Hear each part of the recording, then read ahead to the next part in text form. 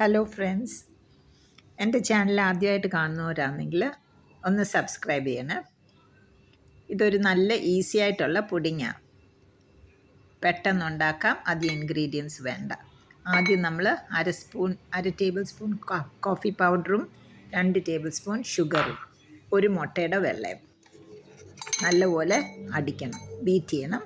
അപ്പോൾ നല്ലതായിട്ട് പതഞ്ഞ് നല്ല ഫ്രോത്തി ആയിട്ട് ലൈറ്റ് കളറിൽ പൊങ്ങി വരും.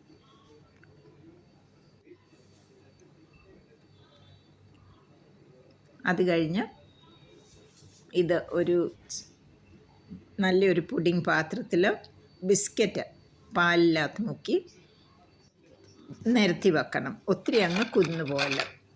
ഇതിൻ്റെ മേളിൽ നമുക്ക് എന്ത് വേണമെങ്കിലും fruits, sliced bananas, mangoes, pomegranate seeds ഒക്കെ നിരത്തി വെക്കാം.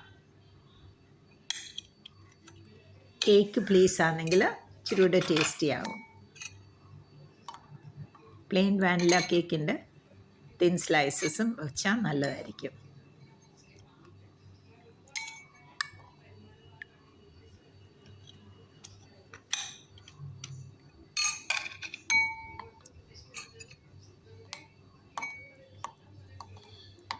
എളുപ്പത്തിനുണ്ടാക്കാം, അധികം ഇൻഗ്രീഡിയൻസ് വേണ്ട. ബീറ്റ് ചെയ്യുന്നതിൻ്റെ ഒരു താമസമേ ഉള്ളൂ. ക്രീം റെഡിയായി.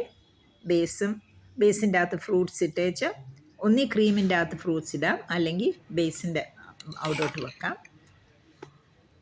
ക്രീം തിക്കായിട്ട് ഇഷ്ടമുള്ളവർക്ക് അങ്ങനെ ഇടാം. ഫ്രൂട്ട്സും കൂടെ ചേർത്ത് കോഫി ക്രീം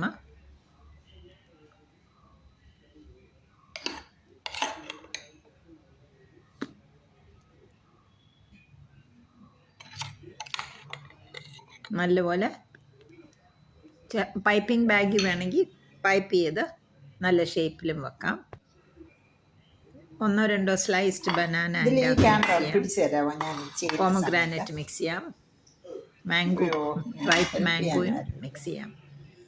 നമ്മുടെ ഇഷ്ടം, നമ്മുടെ കയ്യിലുള്ള ഫ്രൂട്ട്സ് പോലെ ഇതെല്ലാം നിരത്തി വെച്ച് 1 മിനിറ്റ് മൈക്രോവേവിലും കൂടെ വെച്ചേക്കണം. മൈക്രോവേവ് വെച്ചിട്ട് ഫ്രിഡ്ജിൽ തണുപ്പിക്കാൻ വെക്കണം. 10 മിനിറ്റിനകം പുഡിംഗ് റെഡിയാവും.